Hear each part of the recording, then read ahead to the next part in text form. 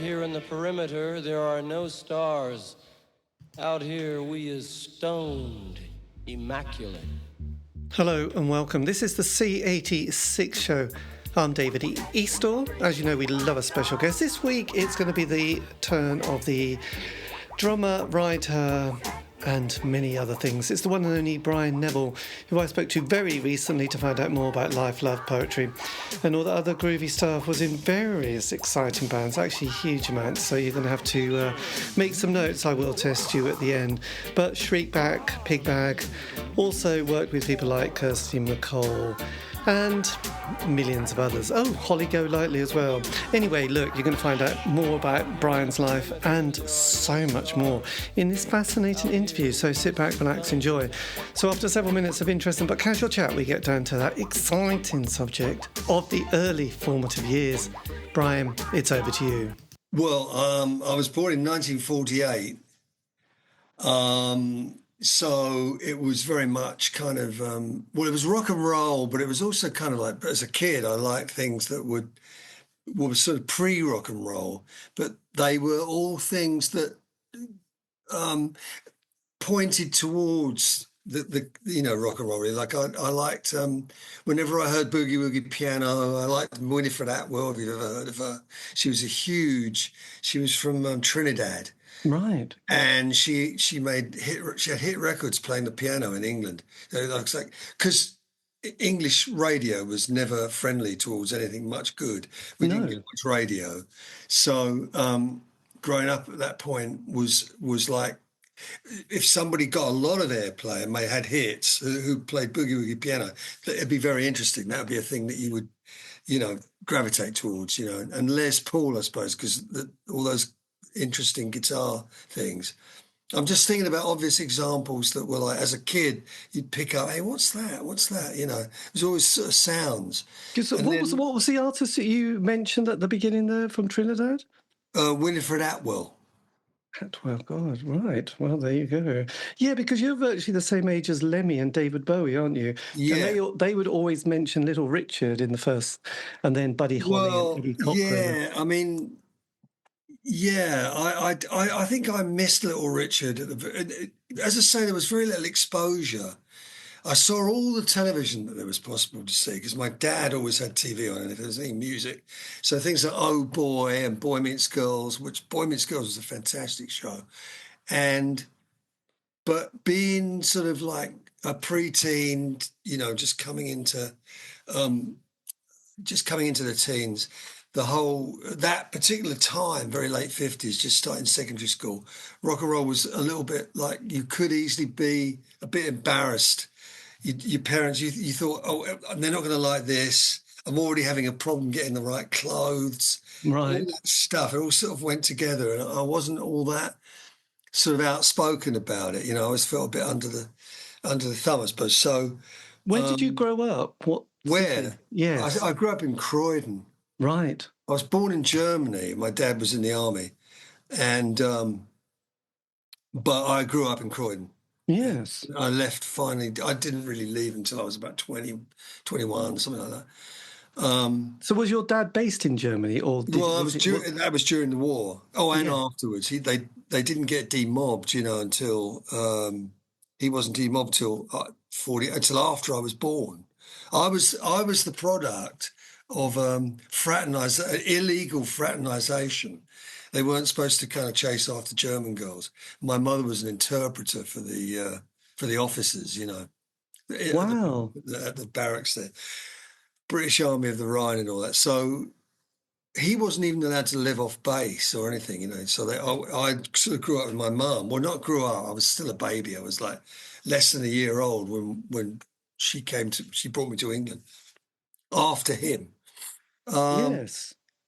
But it was Croydon anyway. That's where South London generally was where his family came from, and that's where I. How did she get on in 1949? Sort of being German, living. Yeah, I don't know. There was a few of them, and she definitely made friends with some, but it wasn't a big deal for her to go out and make German friends, especially. I never heard too much about bad stuff. I didn't hear anything like bad stuff really like that. It's a thing I've thought about. I never spoke to my mum about much. Yes. And not enough anyway, because that's always something you look back on and think, I didn't ask enough questions. But her main thrust really was just to get on in some way. She spoke impeccable English anyway. She was very well educated. And just as soon as I was packed off to school at 5 years old, I think it was the next day she had a job. Right. She was in secretarial work and quite good jobs, you know, from then on. And I was like looked after by all and sundry. So she had this ambition that was quite, well, she wasn't terribly motherly, I must say. I'm an only child as well, so mixture of Yes. two things, really. So as you hit that perfect age to be a teenager in that sort of... Yeah, I think so, yeah. So how did she and your dad, you know, one being from Germany, one being in the army, cope with the long-haired Beatles and the Stones and the Who? What was that like? See, as I said, I'm putting it into time because it was really sort of greasy hair and pompadours and stuff when I was really kind of, that's what I wanted to be. Like every kid at school, just about the time I was starting secondary, everyone wanted to be Elvis, you know, or at Yes, least Cliff Richard. absolutely. And Elvis was really the first sort of star kind of person, really, that I became a fan of. You know, like you can, as a kid, you go from, I think most of us do, we go from just being lovers of music without thinking too much about the personality behind it or who Yes. it is particularly. It's just music that you like and you keep you're heading towards that kind of music. At some point, personalities emerge from it. You like that artist, you know. That happens at a certain age, whatever it is. Pretty young, I think, a lot of the time. And what I was going through at the end of the 50s, early 60s, up to the time of the Beatles, was what would have been going through with glam rock, you know. Say David Bowie, I'm assuming, could easily have been at the top of that heap, Yes. being about the most serious and creative one of them all in a way that Mark Bolan was very pop. I guess what you were saying just a bit earlier, you know, like you just hear a song when you're an age and you just go, like, I do remember the Silla show and they had a great song, Step Inside Love, and just being very excited with this dramaticness of that song. Was that a Burt Bacharach song? No, it was the Beatles. It was a Lennon-McCartney song, Step Inside Love. Step Inside Love was Lennon McCartney. Oh, okay. Yeah, and they had that kind of, and I just remember like hearing that and being excited. And then there was Radio 2 on my mum would have in the kitchen and Burt Bacharach and the Carpenters. And then, you know, things like Middle of the Road doing Chirpy Chirpy Cheep Cheep being, you know, like when you're 8, it's like sounds, you know, you sing along and Ballroom Blitz and then Crazy Horses. So, you know, that whole thing that you mentioned or that sort of idea, you know, you're not really conscious of the band and hipness. You just kind of hear a song and you just think, yeah, I really like this song. This is great. But I think it was the first rock and roll guys, you know, the Gene Vincents, the Eddie Cochrans and stuff, which I'm old enough to have seen on TV and listened to on like Saturday Club, Brian Matthew, which was like a religious thing on Saturday mornings. You know, I got into that personality thing and like wanting to sort of get more of that, but I didn't have the money for much in the way of records or anything like that. But the thing is that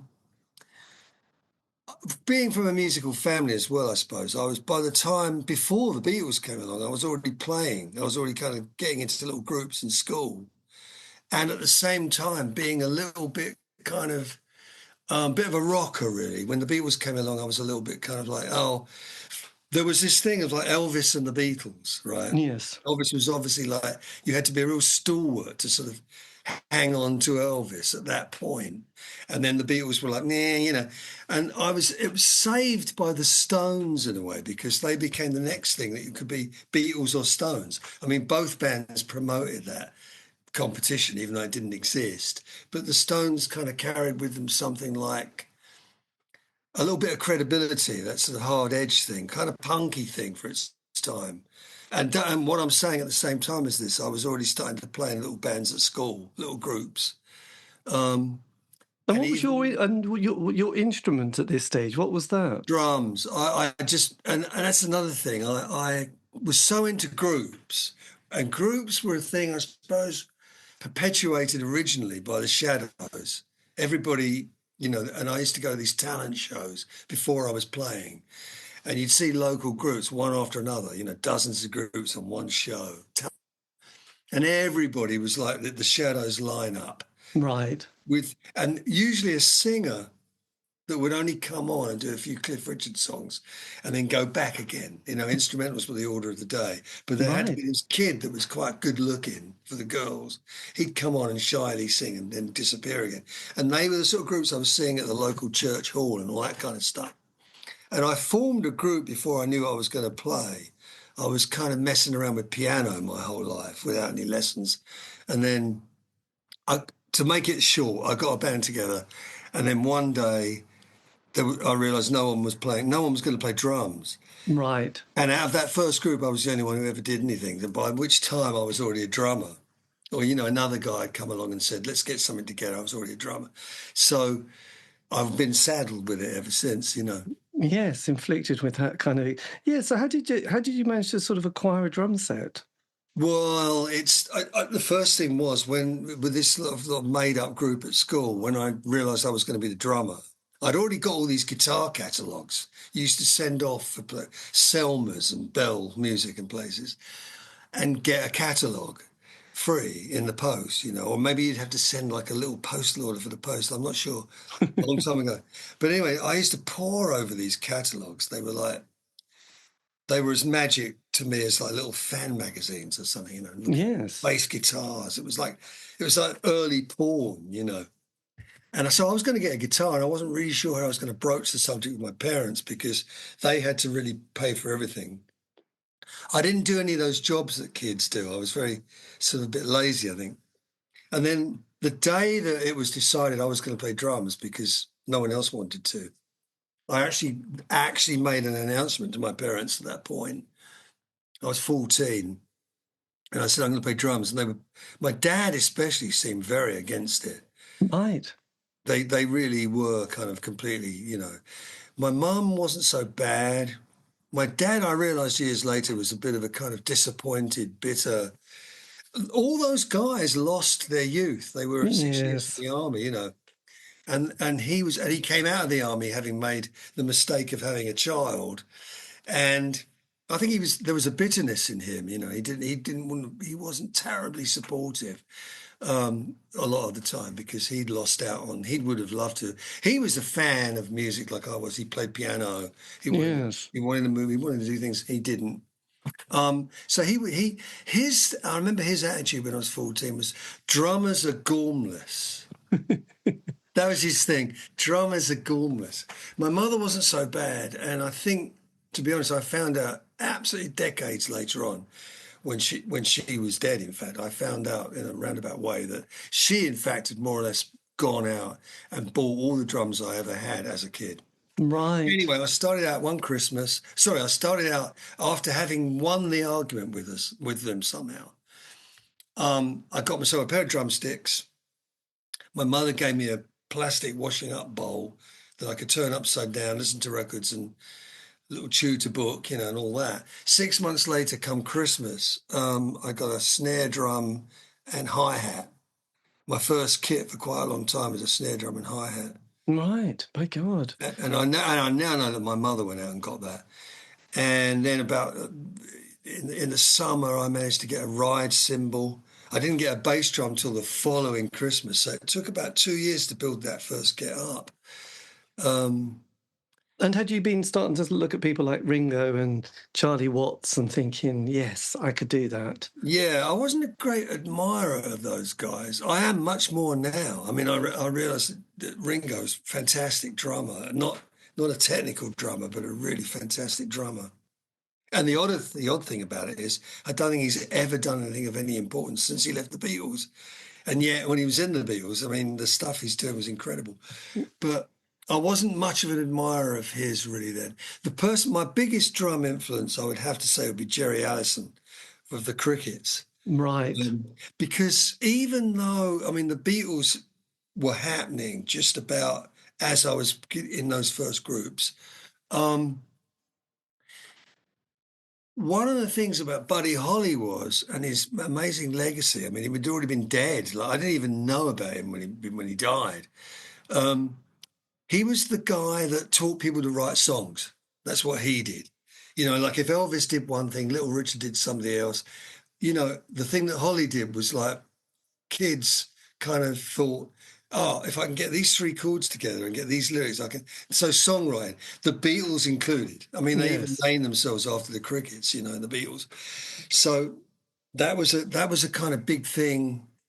We were doing Holly sort of stuff when I started, and hence I was listening to the drums on his records, and then I realised as the years went by, he was, you know, like one of the best. So, but there's loads. I mean, loads of people. None are particularly outstanding. You know, in my head, I haven't got a real hero or anything like that. No, but yes, it was interesting because I've just been watching that classic album series, and I was watching the one on Buddy Holly, and that was kind of fascinating, just that how short his life was. But the fact that he started towards the end of his very short life was starting to go back to quite a different musical style again, as you know, it was beginning to sort of go to much more of a, I don't know, sophisticated pop sound. And yeah, I think from the very beginning, almost he was someone who, well, he was a writer, which wasn't terribly normal then. I mean, you only had to be a frontman or something while everyone else wrote and took care of business. So although he was a bit of a victim of management that was a bit strangling, I think, and he did get away from him, but he was also a guy that kind of got a tape recorder and would do stuff like that. So he was kind of the next decade, he was almost in the next decade that he never made it to. He was a guy with a tape recorder. I mean, you know, they overdubbed stuff on a lot of those things he put on tape. So he was quite future, you know, he was quite in the future really in that way, which is probably why his influence lasted that long, you know. So what was your first gig you went to? Because you would have, you know, by 16, this was 1964. Yeah. What was your first concert The first things I went to musically were like long before I knew I was going to play anything. One thing I was quite glad about with my parents, although they could be quite sort of restrictive in a way, they took me to see Chris Barber. Oh, nice. When I was about 13. And I really liked a lot of that trad jazz stuff that was around at the time anyway. I think the blues element of it was the thing that was appealing to me without me knowing it.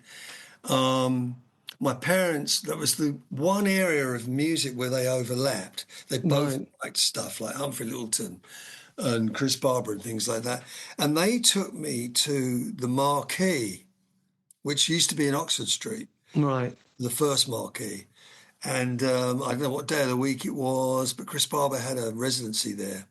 I just missed by a few months Alexis Corner and the harp player, I can't remember, Cyril, I can't remember his name.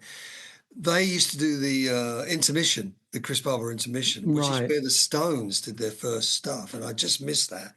At 13, though, the other thing that was kind of important to me was, what am I doing here? This is a nightclub, you know, this is like I'm being taken down these stairs, that whole sort of secret basement of it all, and the blue light on he had a singer called Ottilie Passon, who I really admire to this day.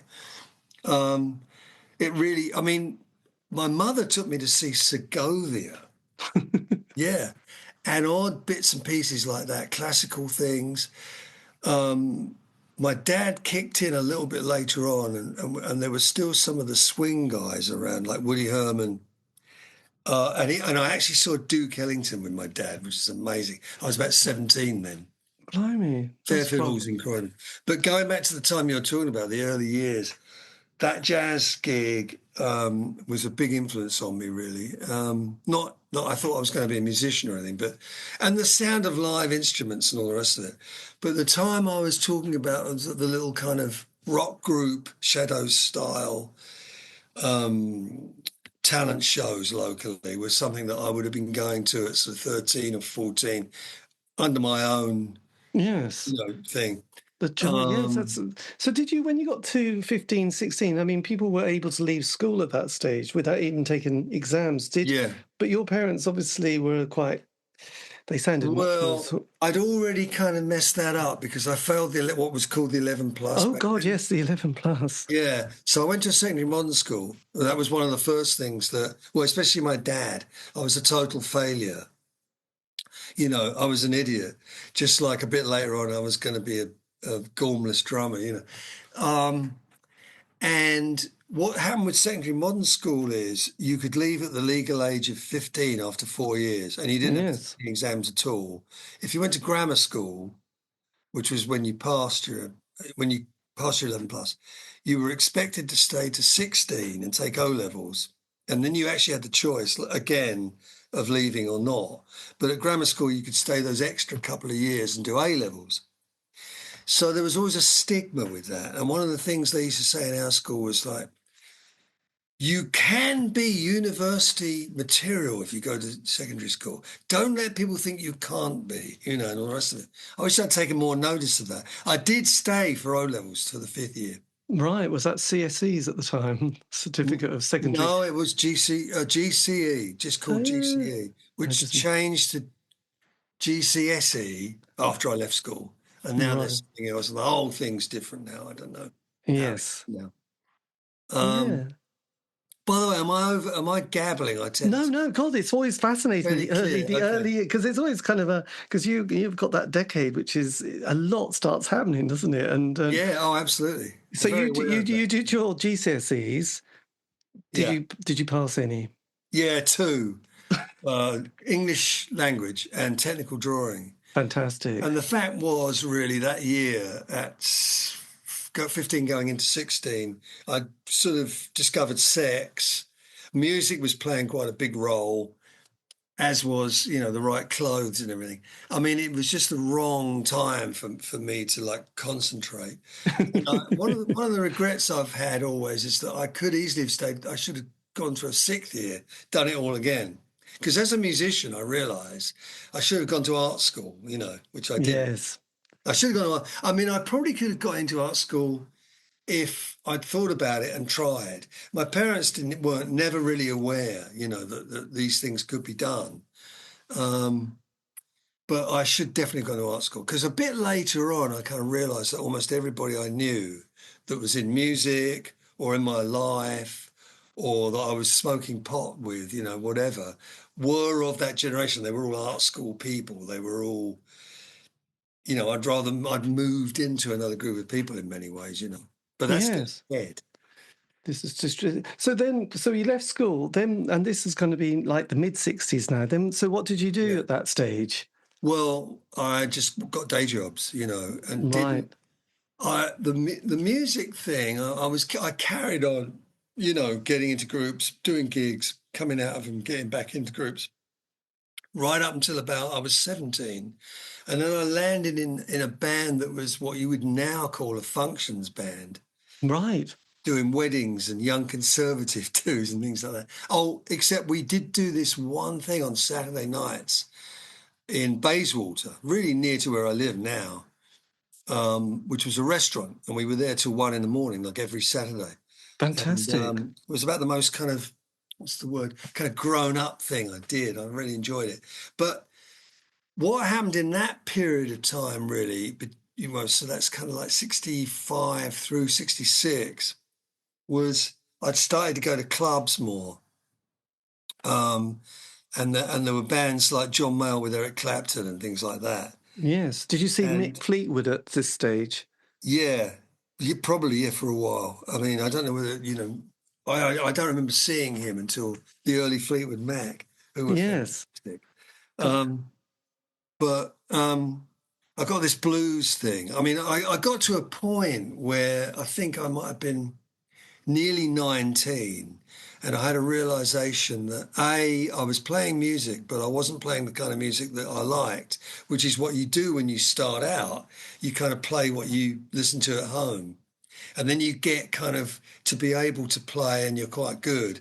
And then one day you think, I'm not playing what I listen to at home, though, you know. Right. That's that. And I wouldn't mind having a bit of a go at being a bit more of a serious, like at least like maybe have a go at it. At the same time as that, I realised I wasn't really going to get into any kind of career of any sort. That was all nothing was really working out that way. So No.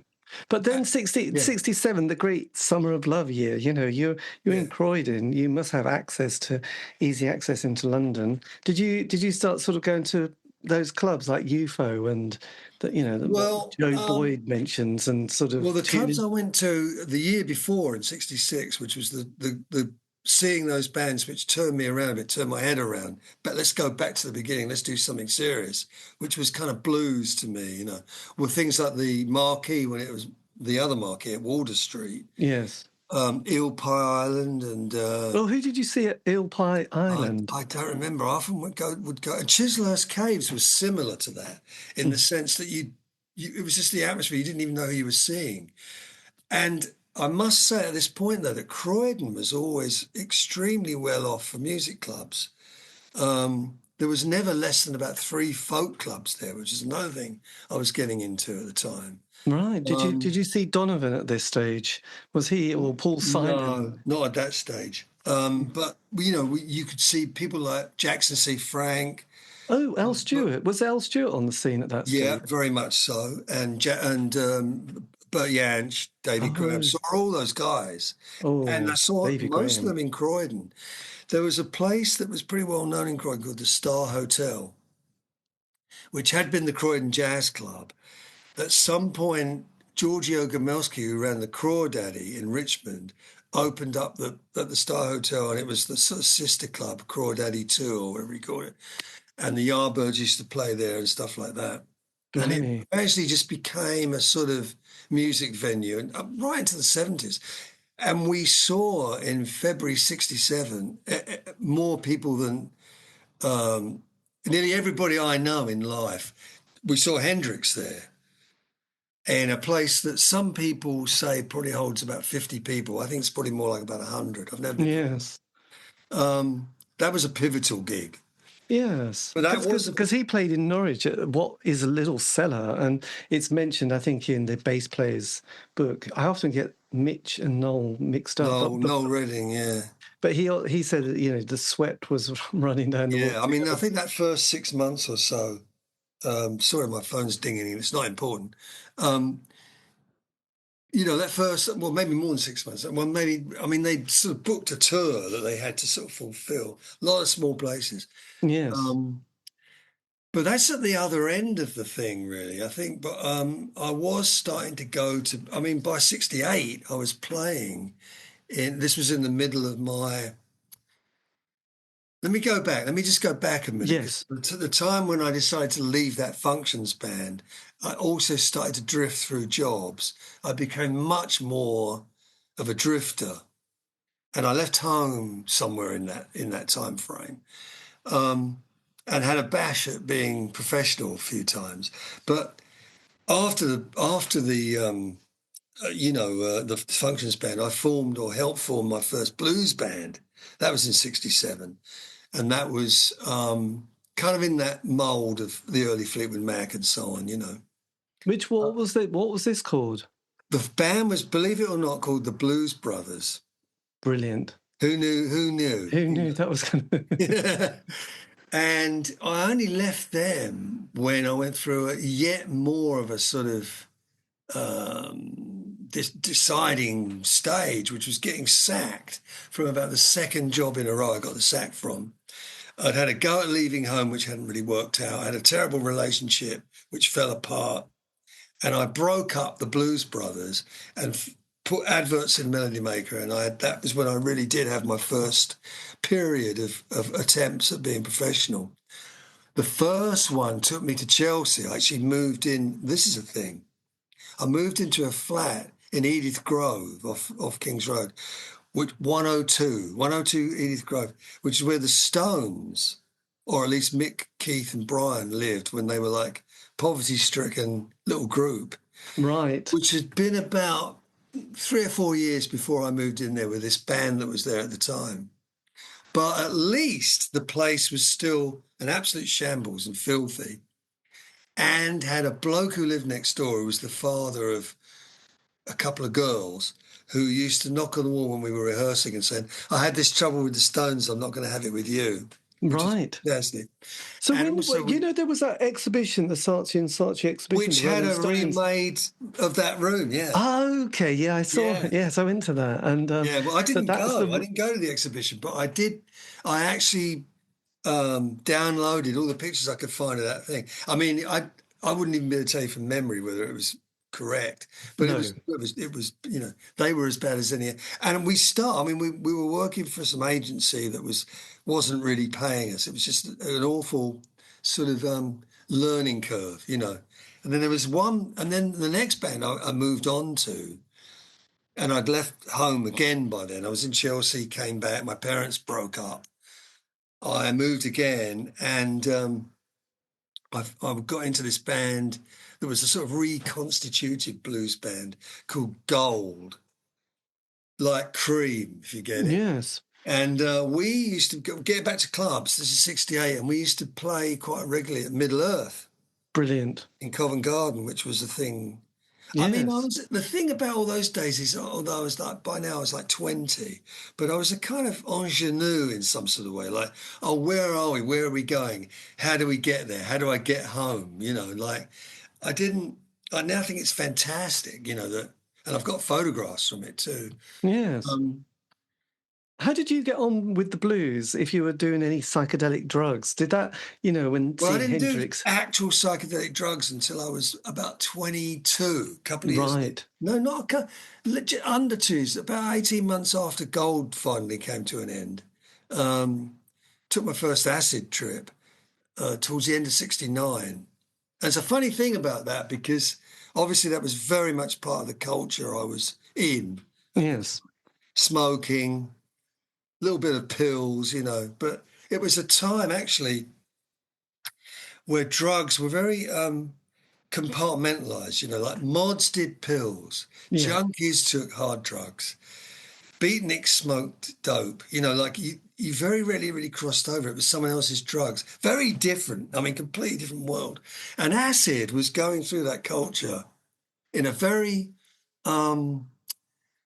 it just seemed like extremely important. There were people that obviously had taken acid and made albums like Sergeant Pepper, and there was a kind of a rather the hedonistic side of the hippie thing was very much a us and them thing, and like have you turned on? There were people who did acid and people who hadn't.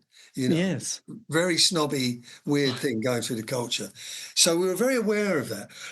And it also came along with a certain amount of fear, When I finally did it, it was kind of at the end of that, thinking about all that for months. And the guy I did it with was going through the same thing. He scored, and we did it together in a flat I was living in one night. And he said, apparently this is some stuff, it's not LSD, it's STP. And Blimey. he'd scored enough for 4 trips, and we halved it. So, and STP was stronger than acid anyway, and we doubled the dose. So it was a really interesting first trip. Blimey. Did you go through a sort of ecstasy and hell bit, or just? No, it was actually almost entirely hallucinogenic. It was like posters doing gigs for you on the wall. I mean, I did acid and other psychedelics for a 2-year period, and then just suddenly stopped. And I went through all those other things, the paranoia and sort of odd existential sort of breakdown stuff and just all the other things that one would get. I did all that. And then after 2 years, I thought, I'm just not doing this anymore. No, it's too much. But then, as that kind of, you played Middle Earth. Did you go to the David Bowie's arts lab? Was he? Yeah, Beckenham. Did you go to any of those kind of? Yeah, not as often as, because the thing is that was almost local. I mean, it was, well, a train ride away or a bus, about 2 buses or something. Actually, once I went to a gig in Beckenham at another place called the Mistrali Club and actually walked home. And I've thought about that since. It must have been about a 3 hours walk or something. But the arts lab was kind of the attitude, really, that we all knew that he'd had Space Oddity before that. Yes. He was this guy who'd had a hit, and he was vaguely local. I mean, Bromley, he was kind of a local guy, and people were in early groups that I was in. Like Peter Frampton was in another band. Oh, yes. And, there was a closeness to all that. You kind of knew who Bowie was, kind of thing. And then when he started the Arts Lab, there was already an Arts Lab in London. And all that, that was just a new word for a folk club, really, in a way. Yes, from But the the fact photographs. that we had this kind of, like I said, there was tons of stuff going on in Croydon, but you always had that feeling, they had that cultural, whatever it is, dividing line, that Croydon wasn't London. You had to cross the river to get into anything cool or hip or important in any way at all. There was always that going along. So the fact that David had done a thing called the Arts Lab in Beckenham, and the real Arts Lab was in Piccadilly or wherever it was, Yeah. a bit kind of like, yeah, that's a bit of a Croydon thing, even though Beckenham's not Croydon, but, it was always a bit like, well, it's not really, but we used to go. I mean, he did things at the Gun Tavern as well, which was right in Croydon. Right. And a friend of mine who, I did a blog on this once. I had a friend who was in a few bands in the 70s, my next go-round, a guy called Noel Brown, who's no longer with us. He did a few things with David Bowie. Right. And we did end up, I did find myself at Haddon Hall once. Did you? Yeah. Haddon Hall, that's like amazing. So and was it's that now a sort of, it's like a, what's the word? Like a kind of monument, like a, something, isn't it? It was just like, he did that thing that he wrote Memory of a Furry Festival about, a sort of right? festival. Well, there's only about one book that covers it. There was this girlfriend he had before Angie Bowie. Was that Hermione? Yeah, I think that. No. That she was in Feathers. There was this other girl where he lived in her flat. Oh yes, I've got the book somewhere behind me. Suburbia, psychedelic suburbia, or something like that. Yes, because I think he moved into her flat. Yeah, with Hermione, but probably didn't pay much rent. But none. And then when they got, I think they got a flat together or something like that. And then Angie Bowie comes on the scene, by which time they get Haddon Hall. But that girl, whatever her name is, I can't remember her name. Her and Angie Bowie actually really organised that festival that's kind of well known. Yes. And she was still around the following year, and it's in her book. She's the only one who's ever mentioned it because he did it again the following year. My friend Noel Brown was involved in the first one. Right. The following year, which would have been 70, I suppose. Yeah, 70. The first one was the same year as Space Oddity. So it would have been 70, and it just before the whole hunky-dory Man Who Sold the World, the other way around. Anyway, he did this other one in a different park in Beckenham. Because I think the first one he did, his dad had just died, and he just came back from a song festival in Europe or something, and he was a bit kind of. I think the dad thing was the biggest thing on his mind. Yes. The second one was he did more of an electric show because that band was sort of coming together. Is this with Tony Visconti? I guess Visconti was. I don't really know, but I do. I went with some friends. I was living in Balham at the time in South London. Went with these friends who had a candle stall. They made candles, and we had this candle stall, and we all, a whole bunch of us, anyway. I guess like the musicians and the stallholders weren't quite the sort of punters that showed up. Everyone kind of got invited back to Haddon Hall. There was this kind of hangout at the flat there, their apartment there. The girl I know spent more time talking to David, I think, about Buddhism and stuff. Right. Her fellow, who was an old friend of mine, another drummer, in fact, another one who's left us. He and I were like extremely stoned. Not in any, he reminded me of this years later that we didn't really have a conversation with David, but we certainly were in his flat. So the woman is called Mary Finnegan, who did that's the one. Suburbia. Is it Mary? It is Finnegan for sure. Yes, and the book's called David Bowie and the Beckenham Arts Lab. Oh no, that's something else. Her book is called the one I'm thinking of is called Suburban something or other, or it's got Suburbia in the title. Gosh, It does cover the arts lab though, because she was helping him with that. right. And God. that actually did have some interesting people like Keith Christmas.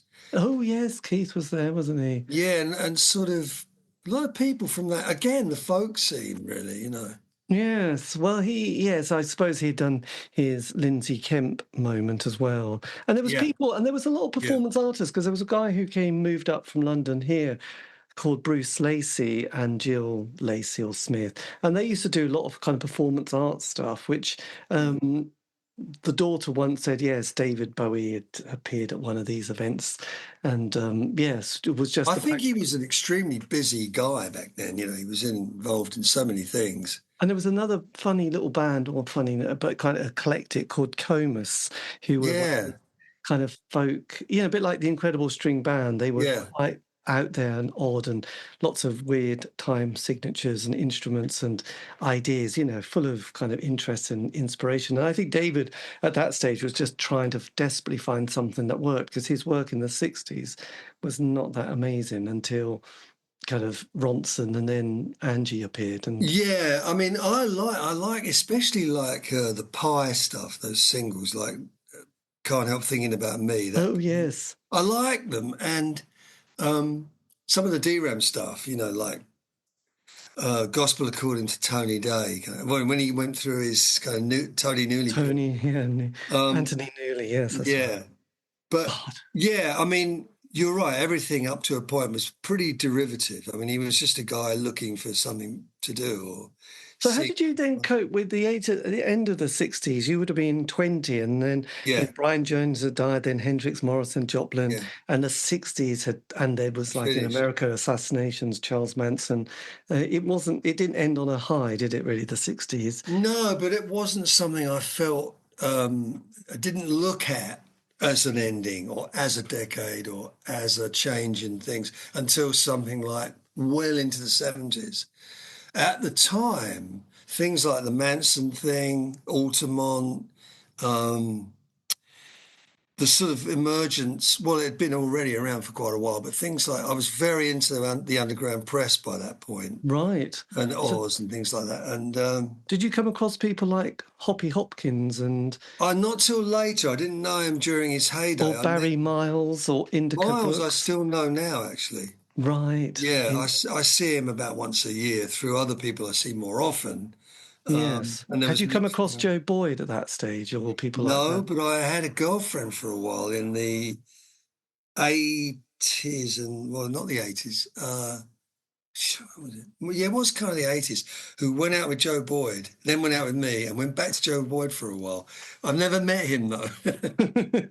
um, Heard stories though. yeah, that's flashing forward quite a bit. But yeah, that thing you said about the end and the beginning of the 70s, I mean, Well, the Beatles also broke up, which must have yeah, felt a bit yeah. like a bit destabilizing, sort of. Yeah, and the Stones kind of needed to reinvent themselves. But they had Mick Taylor, who had that Well, glory that whole period. thing about Hyde Park, I think was, and then the tagline, the greatest rock and roll band in the world, all of that was a good business or a sort of advertising move, really, to like, I mean, perhaps cynically aware that the Beatles were no longer there.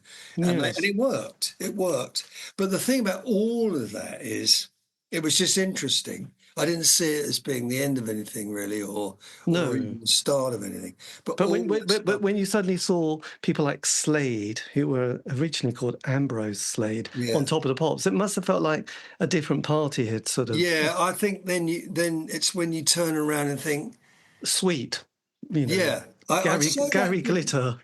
I don't think any of that kicked in till about 72. Right. There's a narrow time frame somewhere between sort of 69 and 70 and 72 where it's like a different world almost, you know, like because you know like decades start at some point not on the dot. Yeah, about the third year in. Yeah, I mean you could almost say that 62 is still the 50s. You Yes. know, you could sort of more or less say that about and the 70s don't really start till about 72. I mean, what those guys, the glam rock people we've talked about, brought in was See, what happened to me around that time? I stopped playing in '70. I sort of came to the end of like trying to bang away and trying to get somewhere with music. And the last band I played with, which was called Dwarf, interestingly, we broke up, and the guy that did the singing and writing was a guy called Jerry Shepherd, who reappeared in the Glitter Band. Remember the guy with the star-shaped guitar? Yes. There were two main guys of the Glitter Band. The bass player was called John someone or other, and Andy, and they wrote most of the material. Well, Mike Leander and Gary himself wrote a lot of their stuff, but the Glitter Band stuff was Jerry, not Andy, Jerry Shepherd and John, whatever his name is. He's also. So I'd done an interview with John Springate. So he's someone else. He's another John. He had something to do with it, though, didn't he? He was the bass player, I think. And they had a drummer called, because they had Pete Phipps, who went on to do a lot of stuff in the 80s. I don't know who the original Glitter Band were, really. Well, those that you got. Oh, you had Tony Leonard. Yeah, no other names mean anything to me, really. Right, the Glitter Man. Except all I'm saying really is about Jerry. Jerry he emerged a few years later. He'd sold the publishing and all the stuff we did in Dwarf, and joined what became the Glitter Band when they were still called the Boston International or something. Right. And Paul Gadd or Paul Raven was just the singer. Yeah. Mike Leander had this whole idea. Was it Mickey Most who did the production, though? Mike Leander. Oh, Mike Leander. Yeah. Anyway, that's really a kind of little name drop on the side, really. And it's a funny thing how you get people that go off and do one thing, and then there's me who goes, I'm not going to do this anymore. So that whole thing I was into, which involved things like the White Panthers, the Underground Press, that whole hangover from from the end of the 60s, that what you were talking about, I just went into that as a lifestyle. You know what I mean? I just stopped. I sold my drum kit. What had nothing more to do with music for a while. Playing it, that is. Yes. And I also moved in 72 to the area that I live in now, around Ladbroke Grove. And did you see Hawkwind then? Yeah. On the green, just up the road here, for free on Saturdays or whatever. And Lemmy, I actually got to know quite well during that time. He was the most, and was Mick Farron on the scene at that stage? No, he was someone who had been around always. He'd always been there, left his mark, and was doing something else by then. That sums him up, And he did some interesting stuff, like he became a writer and. But he was someone that, you'd turn up at like a demonstration and someone would say, well, Farron's coming, Is he? Yeah, Farron's coming. And he didn't come anywhere. But the other thing that I got into around that time, and I'm really trying to keep it quite condensed here because I could ramble on, but I discovered, I kind of went back to the 50s. And there was like local to here, Ted Carroll. Have you heard of Ted Carroll that started Rock On? Ultimately, he started the Chiswick label. Oh, yes. Which became Ace. He had a little shop in Goulburn Road. Yes, of course. It was the era of little record shops, which was a really great time. And I think I must have got really seriously into collecting records about then. And there were these twin towers of stuff that was like rediscovering things that were a whirlpool or something of that you only knew a little bit of. One was rockabilly and the other was New Orleans. And guys like Ted Carroll just had like boxes of singles that every Saturday or whatever you'd go down and just play and buy a bunch of them. And I was working at that time at Friends magazine. So the other side of it was the kind of underground press, agitprop hippies kind of scene. Did you come across Gandalf's Garden as well? Well, again, that was a little bit when I lived in Edith Grove with those guys in the Stones flat. Gandalf Garden was just around the corner a bit. I can't Gandalf's Garden was there, and of course across the road was Granny Takes a Trip. Oh God, that's fantastic. All of that was when I was living around there. So you'd kind of go out during the day to buy something kind of cheap to eat because we weren't making any money. And you'd see Eric Clapton on the King's Road, that kind of thing. The other end of like what you weren't doing, you know, or the other end of what you were doing. And so, yeah, the thing is, going forward in time, I got back into music in about 74.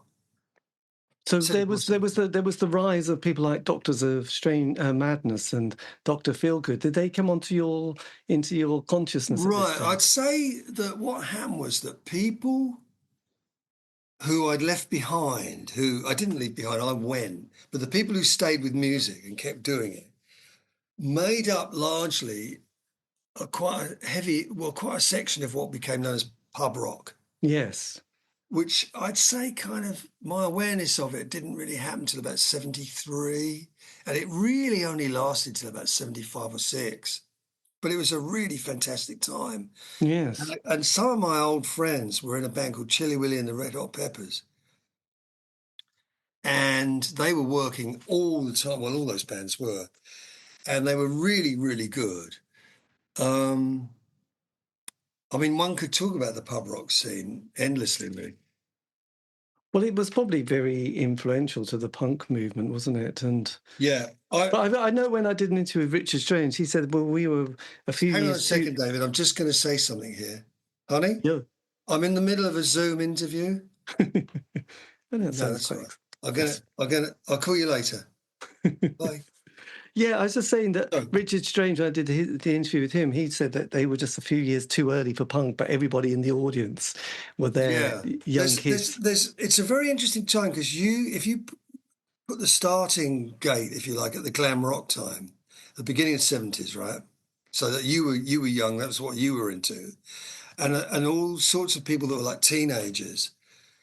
That was the thing, and I remember at the time because I was going to like places like Rock On to buy like sort of rockabilly records and blues records and kind of just like original stuff and be a serious kind of record freak. But what I observed is that music had changed or rather youth culture had changed to a point where most young boys liked football. Yes. And I'd been through a whole decade or more where nobody ever even talked about football.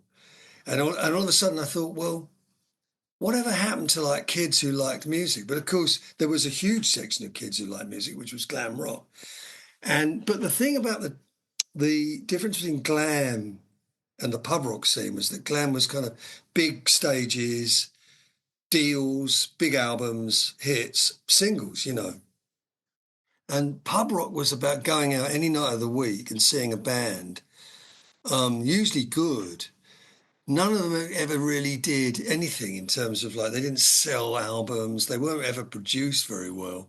No. If anyone talks about did anyone ever have a hit, they always bring up How Long by Ace. Oh, right. I mean, it's the biggest hit that ever came out of that era. But it all kind of came to an end with the beginning of Chiswick Records, Stiff Records, Nick Lowe, who left one of those bands, Brinsley Schwartz, and became a producer of Elvis Costello, who also was one of those bands. I was on some early demos with Graham Parker. Brilliant.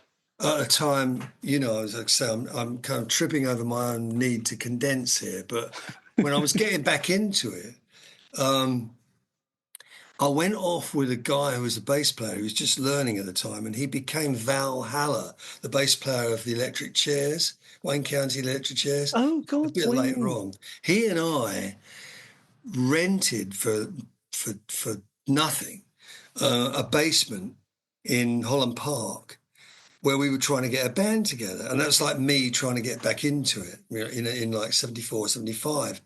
And of course, once you've got a little place that people can come to 24/7 and it's free for them, all sorts of stuff happens. And one of the things that happened was these early demos of Graham Parker. But he immediately fitted into this thing where all these ex-pub rockers, including the manager and everyone else, That was the new thing that was happening. So much so that, say, someone like Graham, who was really talented and had a great band and were really kind of, something that was kind of brighter and more sparkle than the rest of the pub rock scene at the time. There's a kind of almost cosmic sort of shift. And all of a sudden you've got Stiff and you've got Elvis Costello, who's the more super improved, Nick Lowe produced version of Graham, and I see that as the crossover immediately from pub to punk.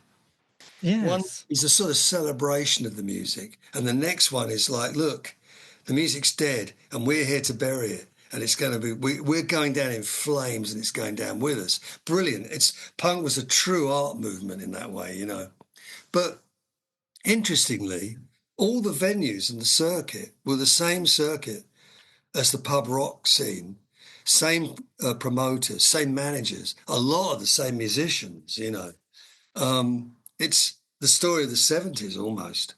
Yeah, because it was interesting because there was a book that came out a few years ago about this venue that took place on the North Norfolk coast, which has now become quite a heritage site because it's just a small pub, but every band played there. But when you look at all the the years and decades, it's very conventional. But then there is this moment where you can see whoever was booking the bands was really on the money because they just went with what that 16 to 18-year-old wanted to hear.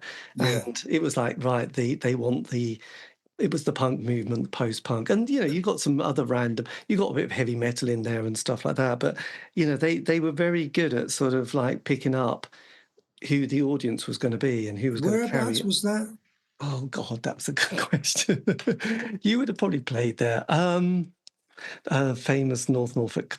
Oh, God, North. Norfolk. Like sort of Hemsby area? God, I think my mind's going slightly. It doesn't matter. In this, yeah, I will. It will come to me.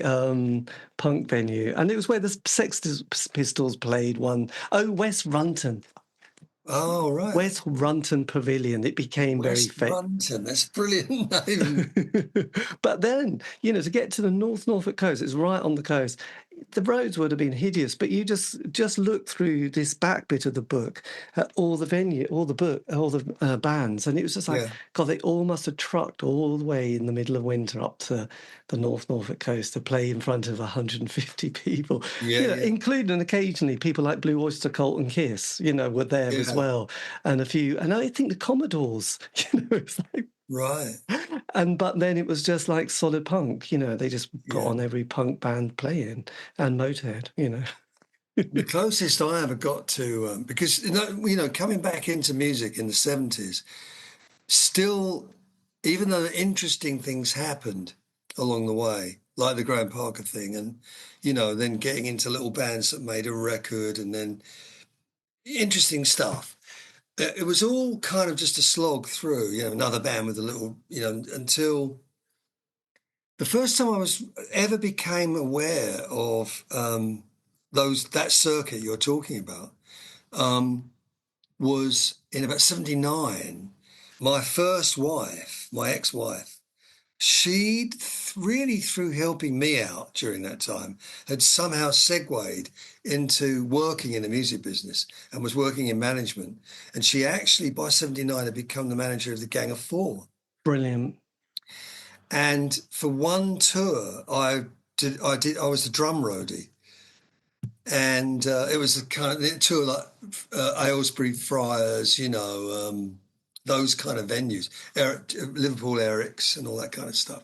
And that was really and truly, I think, was the first time I ever really did all that as a roadie. The only time I was ever a roadie, And then that stuff that you probably know about, like Pigbag, Shriekback and all that sort of stuff in the 80s, all came a bit later after a lot of like just, ducking and diving and stuff, Yes. Well, that's so then, yeah. So how did you then navigate your 70s up to 79 before your time with the Leeds art band? Yeah, well, there was it's like, not to get too complicated, but there was this thing I had with Valhalla. He became Valhalla. This basement we had.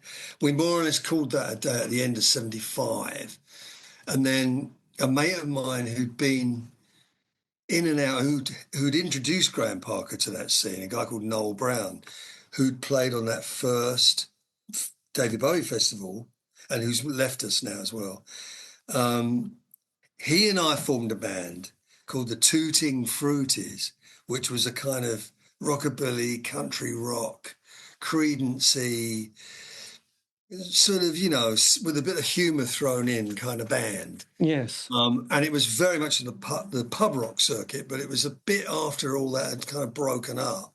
And the people that were ready for the new thing were actually in our audience, like The Clash, the Vibrators, I remember, and people like that, a few other old pub rockers looking to see what was going on.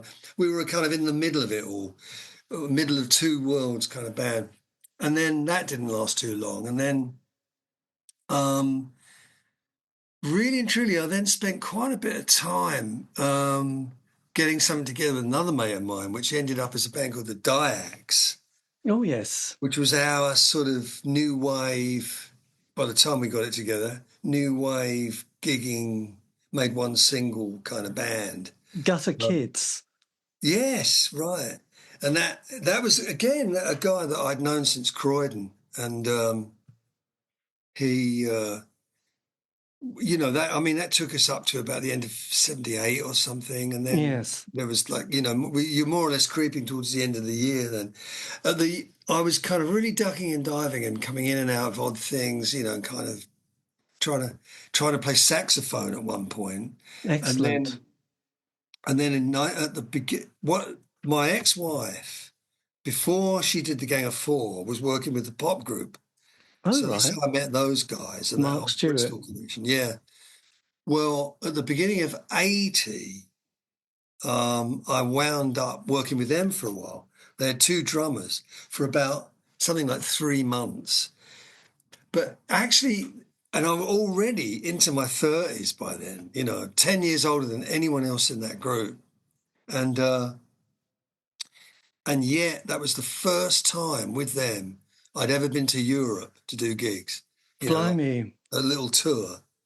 So I'm very late developer, very Capricorn, very late. Everything's late with me, which is quite good. It means I can always do more. But yeah, so the pop group was the beginning of 80. And what was it like working with Mark? Well, he was a lovely guy who, if you were with him for any length of time, you'd realise he's nothing but niceness. But his shtick was to be a bit awkward. But you'd only really notice that and be at the sharp end of it if you weren't with him all the time. He was never really argumentative or anything, but mutually supportive, as a guy to be with. I mean, that was the only time I ever actually worked with him in any way musically. We had a few, another one who's left us now.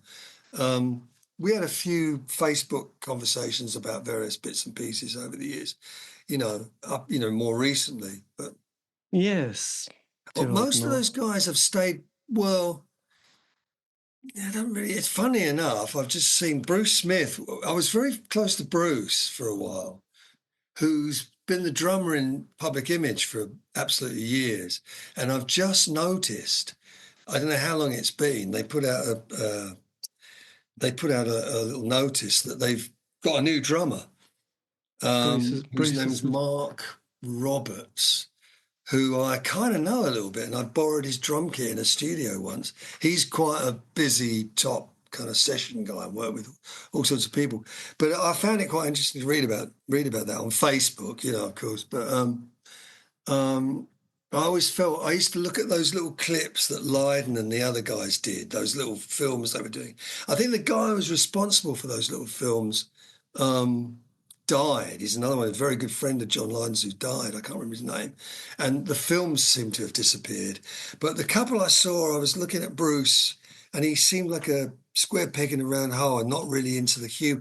The other guys were quite sort of alcoholic and thuggish. Yes. He seemed to be an effete kind of like, oh, let's do what's cool, man, sort of person. And now I see this thing. I know nothing else, but he's gone. So after a very long time. The other guy in Public Image who has been been good friends with for a long time is I get this kind of old age thing sometimes. Lou Edmonds. He's got an interesting story. Oh, and he's actually still in the band, isn't he? He is, yeah, and he's the guitarist, and he's been with them for a very long time. He was at one time in Shriekback, which is a band that I would end up with in the time frame we're almost coming to. He was also in The Damned for a while. And he was also very good friends with Kirsty MacColl, who I've gone past the time of my having done stuff with her here and there. I've actually gone past that. It would just take hours to interlink all these things. But Lou, yeah, he's a good guy that I never actually been in a group with. Well, I have done television with him. Yes. So how did you all sort of springboard into the 80s then? The 80s literally started with that little time in the pop group. And what was happening with them was they were discombobulating. They were about to sort of become Rip, Rig and Panic, really. Yes. And they were going to become Maximum Joy, Rip, Rig and Panic, and probably another group. And I was surplus to requirements, and I felt a bit like a square peg in a round hole anyway. So immediately after that, I can't really... Oh, yeah, I got involved with my Diax friend, Chris. We came back together and started a studio, which lasted for quite a long time. We came very close to getting a deal with Muff Winwood from CBS, actually came to our studio to listen to our stuff. We were really pushing for a big kind of thing, the last great push. It didn't really happen. I went off. Actually, that's when I started to do stuff with Shriekback, the very earliest Shriekback stuff. The others stayed on. In the end, just Chris, my Diax friend, put out a record on Y Records, which is where Shriekback ended up. Pigbag were on, and my first wife worked for them. Right. If you're holding on to all those things there. Yes. So what was that label? Y Records. Y Records. That's a Y. Which, the first pop group album, which was on Radar, the name of it was Y. And I think it was the guy who was managing them was a guy called Dick O'Dell. Oh, Dick, he's so famous. He's done some very interesting stuff in the business. And he named it, but I think unbeknownst to them, he named it after a John and Yoko song called Y, which he loved. Yes. And then eventually he started a record label called Y, Blimey. Later on, I don't know whether it was the 90s or what, but he had another record label that was sort of a dancey sort of label, which I knew nothing about the kind of music, and I didn't know what he was doing at the time. I just know I've done a couple of radio shows with him in recent times where he's talked about it a lot, and I can't even remember the name of the label. He had a lot of success with it, though. Is that Y Records you're talking? Y, no, that was the first label that he did, and I was associated with. Right. Dick O'Dell. Jeez, it's just as well you're recording this, because I am gabbling back and forth a little bit. Yes. Did it get incorporated to Kaz Records? No. Now, what that was, my ex-wife, my first wife, Linda, who's now called Linda Jenks, she was working with Dick at Y Records for quite a long time. And then it was all sort of coming to a bit of an end. It was just like things do. Yes. They'd been distributed by Rough Trade, then they weren't, then they were looking for someone else to do it, and that sort of worked out. But then she basically started to find people she was interested in that were not really Y material, I think. And it was like a group from Japan called the Frank Chickens. Oh my God, I did an interview with the woman from the Frank Chickens recently. We Are Ninja. God, it was a great song. Right, yeah, We Are Ninja, yeah. And what it was there were three girls originally, but one of them dropped out, so people only know them as two. Yes. And they're both one's called Kazumi and one's called Kazuko, if I've got that right. So their two names shortened, they were both Kazes. So she called her label Kaz. Right. And by the time Wire came to an end, Dick went off to do whatever he did next. And This is Guerrilla Records, isn't it? that was one thing you think he did. Yeah. And Castle Communications, was that part Well, of? no, that was more Linda's next bloke after she and I broke up, which was around that time. We didn't break up because I didn't like the Frank Chickens, but her new bloke, who she's still with to this day, was a guy who was a record business guy and been in, whatever. He was doing something he was working, I think, for Castle Communications at that point. Around about that time, more or less. That might not be set in stone, but he was from there. Right. And was there something called Sanctuary around that time? Sanctuary Records. I think so. But anyway, he helped her out with a lot of that. He actually had quite a bit of influence on Kaz. Sort of too much, really, because to start with, she had this kind of esoteric, very sort of new wavy thing, like Frank Chickens. Like, she had something that Nena Cherry did earlier on, and there was a thing that Bruce from the pop group, Rhythm Rig and Panic by then, he did a separate thing. Then she did a deal with Dollar Brand's label in Africa, Abdullah Ibrahim, and put a load of his stuff out. That seemed to go with it. Yes. But through Castle Communications had the old Pie catalogue, and Ray, her husband, to this day, he was leasing stuff from Pie, and it was sort of things like Barber, Bilk and Ball. That's what happened we go all the way back to trad jazz and what it had become by then, a dreadful sort of cabaret situation. The best of Barber, Bilk and Ball, and old swing stuff, old Glenn Miller stuff and all that, because he had connections with RCA as well. That's Glenn Miller, Benny Goodman, whatever. And no, there's nothing wrong with that music at all. But no. She had this grab bag of stuff under this heading Kaz, which, this is just personally my opinion, you can't really do that with a label and have any sort of integrity or a good name. If you're going to do something, keep to that and start another label, perhaps. Yes. Well, she ran Kaz for a while, and in the end, it was kind of like her last. Well, it wasn't her last go in the music business. Actually, she went back to the business later and became something in catalog product with BMG, where he was working as well. They both ended up at BMG.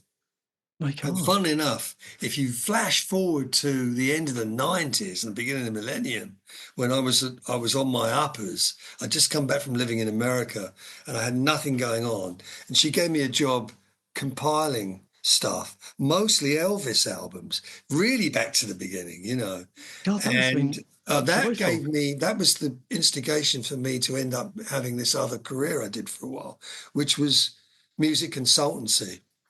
But I'm really jumping the gun there. Luckily, as I said, you've recorded all this. But so Shriekback started first then for you? Yeah, Shriekback, what that was, like I said, she managed the Gang of Four. Yes. At some point, which is a long, complicated story, and you'd have to speak to her about this, but she got sacked by the Gang of Four. Shortly after she got sacked, she worked in tour management and stuff for people like the Passions, the Waitresses, all sorts of interesting bands she was working with. Yes. It was an interesting time for her. And Dave Allen, the bass player with the Gang of Four, he wound up getting kind of pushed out of the band as well. Long story, although he did get some press about it. And basically, he came to her for advice.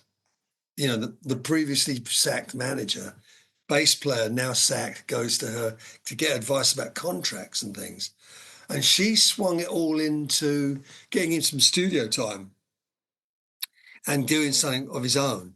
And he got various people together, Barry Andrews, right, XTC, League of Gentlemen, Robert Fripp, kind of general avant-garde nutter. Yes. Dave had come across Barry and wanted him in on it as the kind of, he wanted Barry really as the kind of writer or ideas man. And then there was Carl Marsh, guitarist, who had written Dave a letter, a kind of a fan letter, really. I want to work with you. And I was the guy that he knew played drums. So we kind of, and Linda got this studio time and even got EMI to foot the bill. Long story, but I won't go into it. But essentially, Dave thought he was still under contract. You know, in the days when groups signed a contract with a major label, they signed as individuals. So if anybody left the band, they were still signed. They still owed whatever they did next. Their part of it was owned by that company. That's how it used to work. God knows how it works now. Dave thought he was under contract to EMI. So she got EMI to foot the bill so we could go into the studio and use up loads of studio time. And by the time they were saying to Dave, this is EMI, they were saying to him, Dave, we want you to do this, we want you to do that, we want you to do that. And he wasn't interested. She found out he hadn't signed during the last Gang of Four signing, and he wasn't signed to them. Consequently, he didn't even owe them the money back. And in the meantime, the stuff they'd recorded, they put out with Y Records. Right. We'd also got a publishing deal with EMI Music. There's autonomy between a publishing company and a record label. So if you're with EMI Music, it doesn't mean anything to do with EMI. Yes. Records. And we were getting a stipend, advance wages, as it were, from EMI Music, the publishers, who were really annoyed that they'd signed us all and we hadn't gone to a major label. We'd gone to Y Records. So that's the Shriekback story. But by the time we'd done about one Kid Jensen session, we had this first record coming out and so on. I left. In fact, one or two other people that were part of the sort of Bristol avant-garde kind of scene that were hanging on and doing little bits of the studio, they sort of hardened their image to the three guys, Barry, Carl and Dave, made it the, trading image of the band. And so history says I was just someone who worked with them. Fair enough. And Linda as well, because she ended up singing all that stuff as well. And that was the story of that's the beginnings of Shriekback. And I'm still very good friends with Barry, more than any of them. And sometimes, they've done something like, 20 albums or something crazy. Yeah. Barry, they've all got Barry on them. He became the guy. You can't have Shriekback without him. Sometimes some of the other guys, whoever was in it at any time, will work with him. And it's like, oh, you got two Shriekbacks on this one. And he does this thing where he crowdfunds. He's got the exact same number of people who give him the money. He does most of the work on a laptop. He puts out an album. It sells that amount of people, just proper artwork, the whole thing. That's the fan base for Shriekback. They buy that album. Next year he'll crowdfund again, do another album for the fans, bang, and that's the story of Shriekback. A real cult band. They are phenomenally. So did you ever go in the studio with Shriekback? Yeah. I mean, that's what was happening in that little story I told you, is that we got EMI to in fact, after EMI realised that Dave wasn't under contract and he was like, they weren't going to let him take the piss anymore. We were already signed to EMI Music. Back in those days, in 81, Denmark Street still had all the music publishers in it, including 2 or 3 studios in basements, all up and down. Beautiful place, recently destroyed, as you know. Yes. And there was one studio called KPM, which stood for Keith Prowse Music, which it wasn't Keith Prowse, but it was still called KPM. EMI owned it. Yes. 16 track and engineered by a guy called Ian Capel, who became very much part of what I did next and what some of Shriekback did next. And they made 2 albums down there. Blimey. EMI Music were kind of paying for, but they came out on Y. Yes. And they moved on. They'd signed with everybody you can name over the years, you know. And I went almost straight from Shriekback to Pigbag. Right. So was that the very early years of Pigbag, by the way? No, it was a band that I joined after the event. They were formed in Cheltenham. People always quote them as coming from Bristol, but that's a tenuous, long story connection. Right. An early pop group guy, Simon Underwood, he joined them. He was Bristol. Yes. The band really got formed in Cheltenham. They were a kind of halfway between Cheltenham and Birmingham, sort of that West Midlands kind of band, really. And they'd already got an album and a couple of singles, and they'd been going for about a year at the point at which I joined. So this was like 82 you joined Pigbag? Yeah, exactly, yeah. Right. So what was it like when you have that kind of massive single, almost like, I don't know, Tony Basil doing Mickey? You've got Papa's got a brand new bag. More than one football ground has it. Yeah, and then suddenly it's like, oh, we've got to do another album, and it's like, Well, it was a funny thing. It was one of those situations, actually being thrown into that sort of weird, that side of the pop business, you know, because their single was their first record, right? Dick O'Dell produced it. Yes. And it went into the charts. It spent a year right down at the bottom of the top 50. The band got an award that you don't often hear about, which is if a record is in the charts for a year, there's a special plaque for that. Who's got it now? I don't know.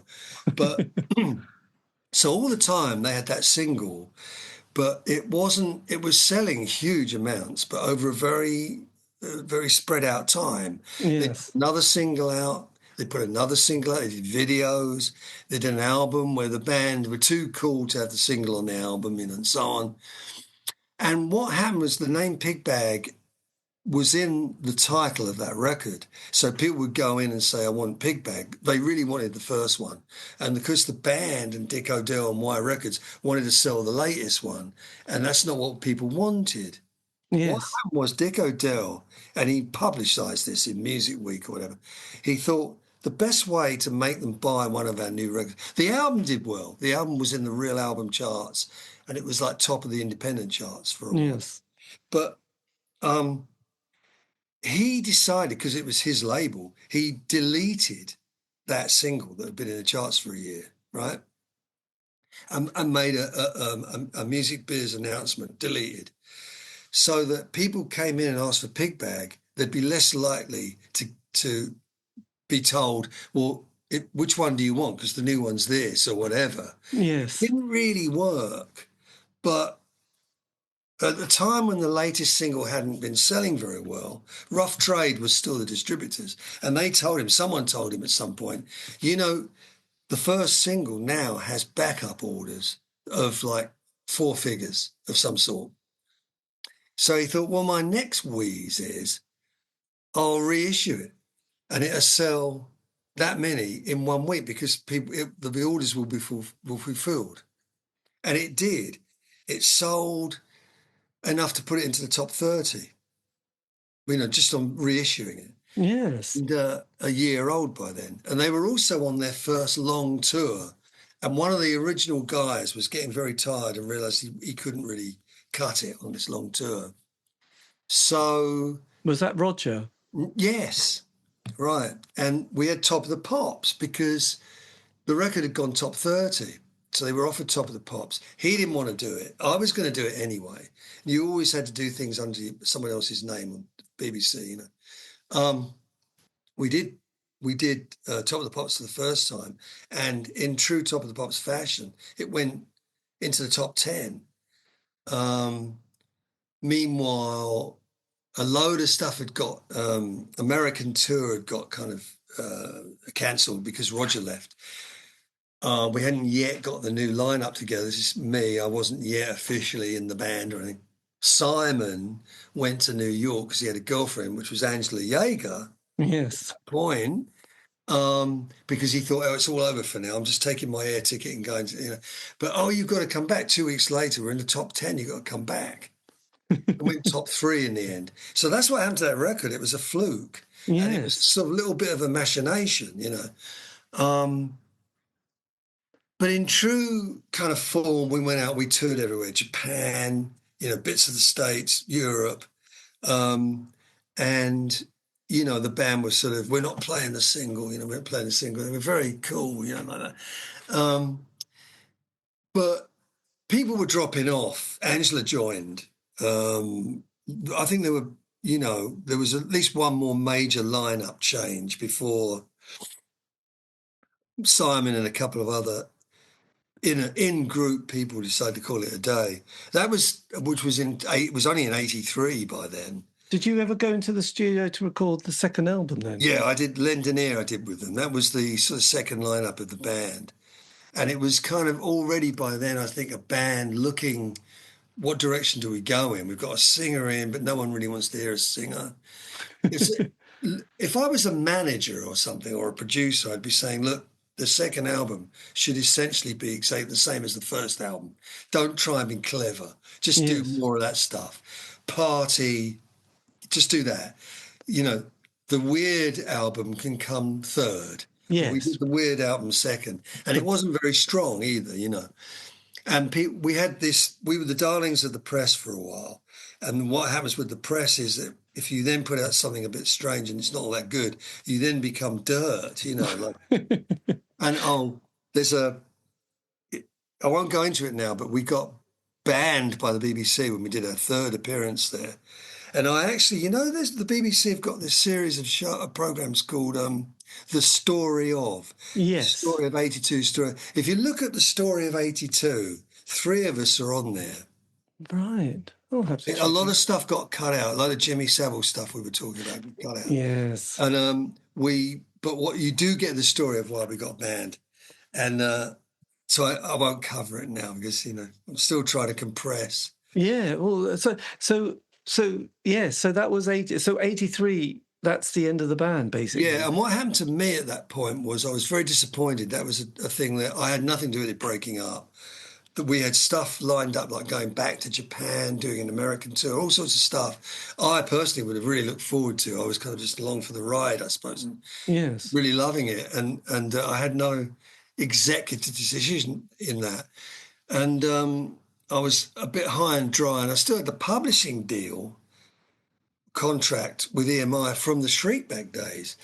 And I was kind of flying around trying to do things that made it look like I was writing music. So I would get an advance and get signed up again, for another year.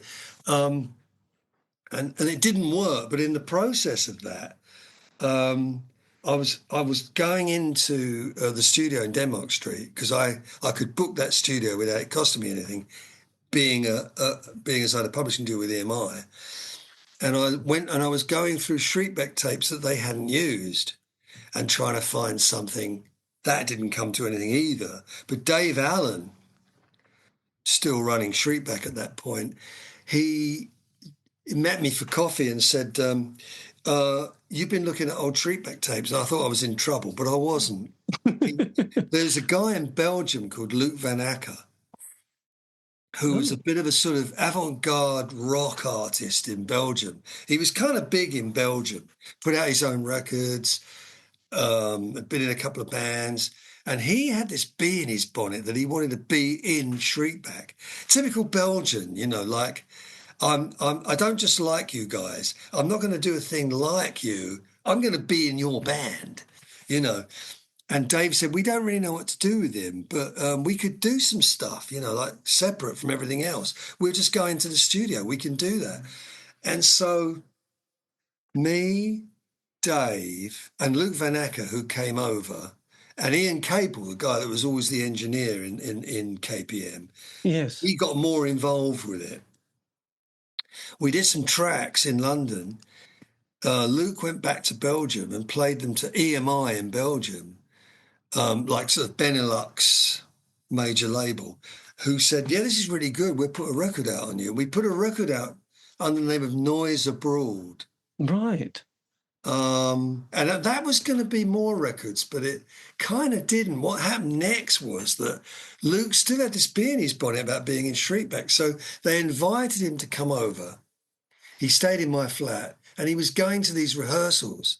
I think he actually appeared on some records as well, but he was rehearsing with them. And they were kind of trying to figure out a way of saying, we don't need you. And they really couldn't figure out how to say it. And he was coming back to my flat. And I was saying, how's it going with the band? He was going, oh, I don't think they need me. And I said, look, you know, we did this Noise Abroad thing. EMI are interested in you. And because we heard that they wanted to do an album with them. I said, you could do an album with EMI in the Benelux countries. And we'll all come and play on it. And it'd be your album, your thing, do your thing. And he did that in the end. Anyway, Dave was on it, I was on it. Various other luminaries. So what was that one called? What was that? The Ship. And some singles came off it. It introduced the world a little bit to Anna Domino. Right. Oh, yes, because I did. Yeah, God, he was kind of going out with her a little bit. You know. Did you ever meet a guy called James Nice? Nice. James Nice. He runs that Depescu record label now. Oh, now Crepuscule. Yes, that's him. Well, he lives in Norwich. In between, after Pigbag and before, see what? I'm just going to go forward and come back again. All of that led to me eventually moving to Belgium and being the drummer in Luke's band he got together in the end. Not with any of those other people. I was the only one from the Ship album who actually made the move, and that was my next thing, being in Luke's band in Belgium. And I moved to Brussels in the end. Right. But in between all of that, I played for a little while percussion with a lady called Virginia Astley. Right. Who was on Crepuscule, among other labels. And Ian Capel was her engineer as well. Kind of really incestuous situation going on, you know. Very, yes. But I really enjoyed being with Virginia. It was a completely different thing. It was this kind of neoclassical.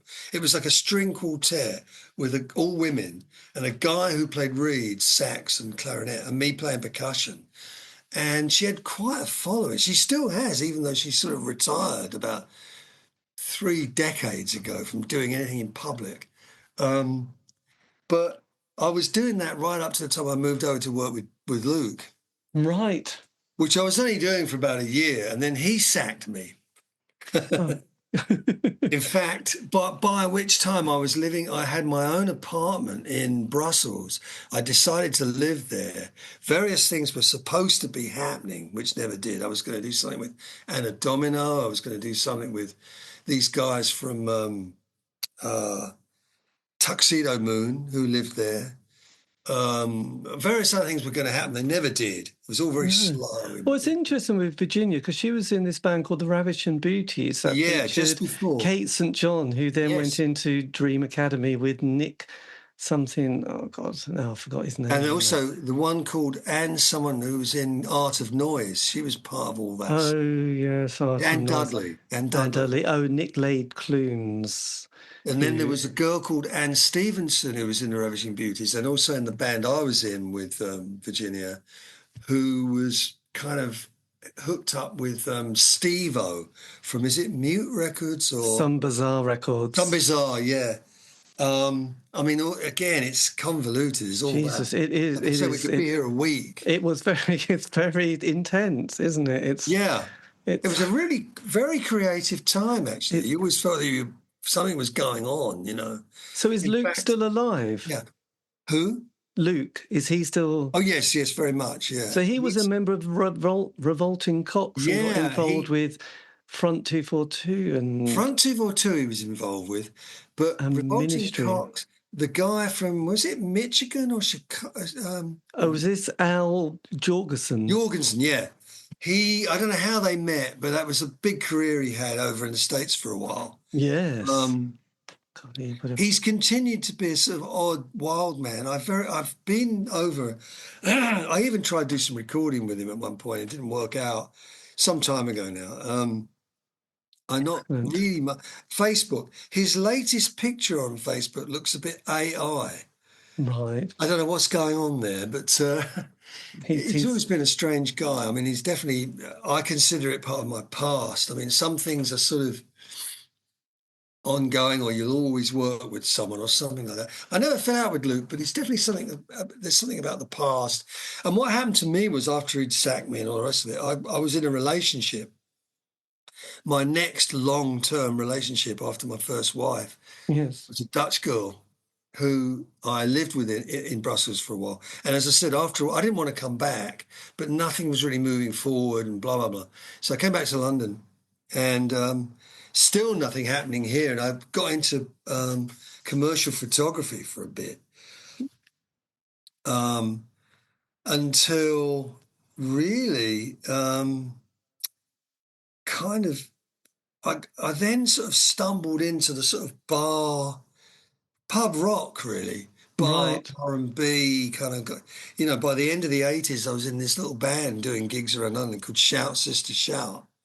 It was incremental, really, because I had a little gap again.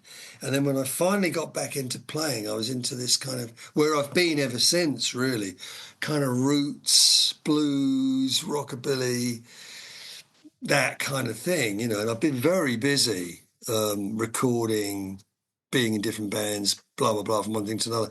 It's almost another, it's probably not the period you're most interested in anyway, the most, the last 20 years in some way. But have you recorded with people like Holly Golightly then? Yeah, of course, yeah. That was in the middle of all that. Right. Yeah. So were you in her band for a while? Or? Yeah, well, what happened with her is there was a studio, in London, in Shoreditch, called Toe Rag. Actually, Toe Rag had two different studios, one after the other. The first one was in Shoreditch, when Shoreditch wasn't anything but pubs with strippers in and sort of tumble down slums, and it wasn't, and Hoxton, there was nothing going on. Yes. So this is like early 90s, through to about mid to late 90s period. Toe Rag. So I wound up in there, mainly doing session stuff. For a guy mainly running a label called No Hit Records, and mostly like Americans coming over, rock and roll kind of people. Anyway, Holly was another person she was part of the Head Coatees, Billy Childers, that scene. There was about three major kind of little groups of people that were using Toe Rag. Billy Childish was one of them. A group from Scotland called the Kaisers, another lot of people who ran a thing called the Frat Shack, with various groups offshooting from them, and then No Hit Records, which is the people I was kind of involved with.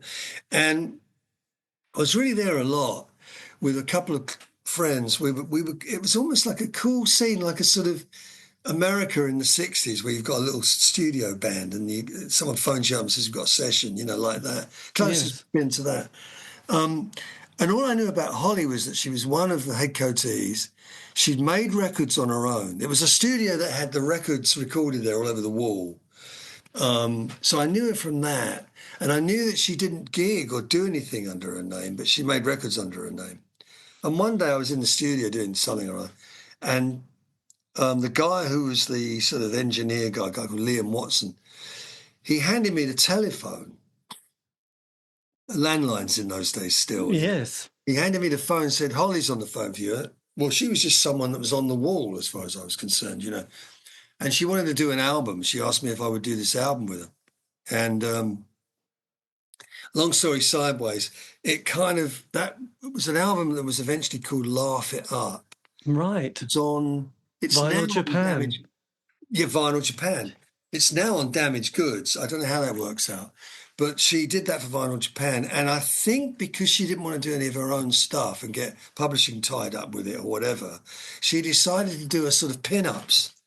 So it was all covers of things she liked.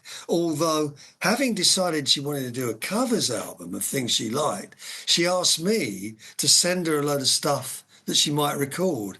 So I don't know what happened to the stuff she liked. Plus, also, I did help her to get a lot of the musicians together for that band. Funnily enough, almost the whole band was picked out of a band I was working with called Big Joe Lewis and his Blues Kings, which was my next band after Shout Sister Shout, which was a sort of ongoing. We were working every week. I mean, I was now back to, I was working. It was a living, more or less. Yes. And most of those musicians ended up in her band, and it was the first time after Laugh It Up where she started doing gigs, and we gigged with her, and that was one of the most ramshackle live shows you could possibly imagine. We were good in the studio, but something happened live. I don't know. It was very odd. It was just very ramshackle. But certain people like that, Yes. And did you stay with her at all on that? Yeah, I mean, for about a year or so, and did all sorts of other little records, EPs, singles, a live album that was dreadful, but we couldn't stop her putting it out. Some of the other guys, I tend to leave things. I either fall out with people or I don't know what it is, kind of move on. And besides, I was heading off to the States to join someone over there by pretty much shortly after. But, I stopped being it. But the rest of the guys more or less stayed with her for a while. Right. And she was off and running by then. I mean, she's lived in the States herself for about quite a long time, I think 20 years or so. And she comes over and she'll do Europe, she'll do a tour.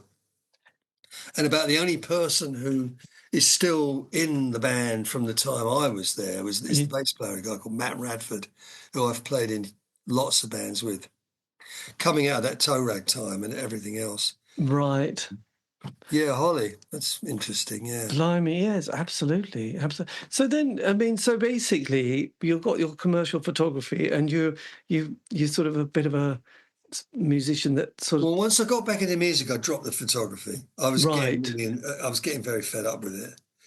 Yes, well, absolutely. I was working with a guy and we were doing sort of pack shots in the studio, like sort of food and stuff like that. We did a lot of location work as well, but I realised I'd learned everything I wanted to know at the time about lighting and things because I was really into photography at the time. But and by now I'm touching 40, right, at that point, and I'm kind of thought I've got to get back into music now, and it happened in quite an organic way. But this whole guy walks into a bar, it's one of those. I walked into a bar and I walked into a whole scene of something I was quite snobbish about. I mean, I'd played to 3,000 people in Japan. Yes. And I couldn't imagine going back to the sort of pub rock scenario, but I did. And, it's taken me all over the place. I lived in the States for a while out of the whole thing of toe rag and that, meeting Americans and doing albums with them. It kind of very long story compacted, But did you sort of have one band in America that you played with? I went over to work with a guy called Dig Dickerson, and that was a guy who kind of straddles all of this. Is a piano player called Sonny Leyland, who's originally from England, but has lived in the States for more than half his life, I think now. He was in New Orleans for about 10 years. He's one of the only people I've worked with I can honestly edge into saying he's a genius as a player. And he moved to California around the time I first started working with him here and in France. Did a lot of work in France with him. We'd go to France for like a month or so. And who was this again? Sonny Leyland. Leyland spelled like the trucks. Yes. With a Y. And Carl, in the mid-90s, we were doing this thing in France quite a bit. And Matt Radford and I were still playing in Big Joe Lewis and his Blues Kings, which is what the name sounds like, quite well, happening blues band on the blues scene. Yes. And we got let down over some stuff in France, and Matt said, "Okay, that's fine." He went back to playing with the band, and I thought, well, and what happened was Carl said, "I've got a tour." He was the main guy being let down by this thing in France, So he set a little tour up over there, and this guy, Dick Dickerson, who's actually a singer and guitarist, was playing bass on this tour and driving. Right. And he'd been trying to get something together himself for quite a while. And having worked with me for a couple of weeks there and over there, he said, would you come over here and work with me?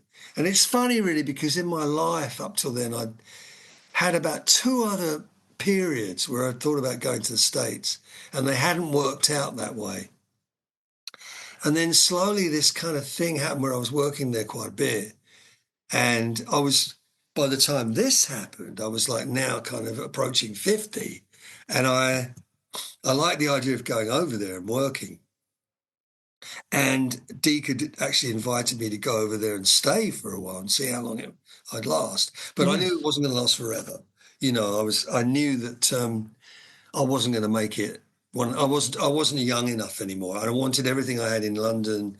I didn't want to let anything go. I wanted that security. I wasn't blah, blah, blah. So I did it for about a year and a half, came back, had to pick up the pieces yet again. Yes. My God, it's quite something, isn't it? Because it's convoluted. It's very, yes. And you're on his album Unwise as well, aren't you? Whose album? Carl Sonny Leyland. No, his stuff is on No Hit. No, but you're on the album Unwise. You play on that. Sorry. I'm wise, yeah. I'm wise. I'm messing about with the mains lead at the moment because I see my laptop is complaining in a minute. So yes, get your mains lead. Well, I've got that. Yeah, so that was like Wise. That was 2000. So yeah, so then the last sort of 10, 15 years, you know, I mean, this has been a bit of a weird decade. So yeah, what have you done for the last, you know, like that? I sort of had this. When I came back from the States, I had a real dry period for a good 10 years or so. Odd things happened. I used to play in Ireland quite a lot. At the beginning of the millennium, I was sort of doing some stuff in Ireland, and I met my second wife, who've been together 24 years or something now, and that's the last one now, you know. That is it. That's it now, and she's the one who tried to call me. She's in Dublin at the moment, I had a very dry patch. I was working with, I worked with a guy in a band called Louis and the Louis, which was a kind of surf, trash, garage kind of band in the mid-90s for about 3 years. Yes. And a piano player where I did a lot of gigs with just drums and piano.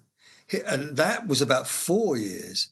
And he did a really funny thing. I'd had some conversations with him about how he was going out for too little money and how he was getting people, he was doing too many favors for people, and he really ought to do this and he really ought to do that. And then he phoned me up shortly afterwards and said, I think I'm going to give up being a band leader. And there were only 2 of us. It's the nicest way of being got rid of that's ever happened. But he was a great piano player as well. But I don't see him much now, but he didn't keep the duo going anyway with anyone else. But yeah, all that was in the middle of the first 10 years of the millennium. And then it wasn't really until up to about 2015 or something like that. I ended up I got back into a rotation really of being in a band. Yes. Working with this woman called Sister Suzie, who's a sort of R&B kind of shouter, you know. Yes. We did one album. I was very, very involved with that, really kind of sorting all the recording out, really being a hands-on sort of person. Too much so, really. I got too involved and it ended up with me. I went back again and then left again. By the time we were into COVID. Yes. And actually, before her, the first one, I got back into another blues band in 2014. I wrote a book. Do you know about my book? Yes, well, I saw this on Amazon, actually. Right. This is one of your other little forays in life, but this one is... Yeah, well, that happened. It got published in 2013. took me about a year, although the build up to it was a bit longer. So it came out of a period of not doing much music, to be honest. And then just after that, 2014, I wound up in another blues outfit called Jerimiah, Marques and the Blue Aces. And they kind of introduced me to a nice little thing that's going on at the moment, which is one particular bar club in the West End of London, where I've more or less played on a fairly regular basis ever since I've been in his band. And it's been a nice, you get to a point sometimes where you just want a nice thing that you go to all the time. It's a regular thing, you don't have to think about it, And there's a drum kit there and all that. So the first one of them was him. He died. He's another one who's passed on. Did that for a couple of years, Jerimiah. And then there was Sister Suzie. And then after Sister Suzie was another woman called Aisha Khan, who's doing pretty well at the moment, actually, in her own way. I did 2 albums with her, and I left her before either of them came out.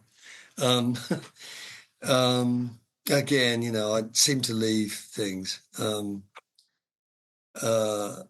If you ever did an article, you could call it "I Seem to Leave."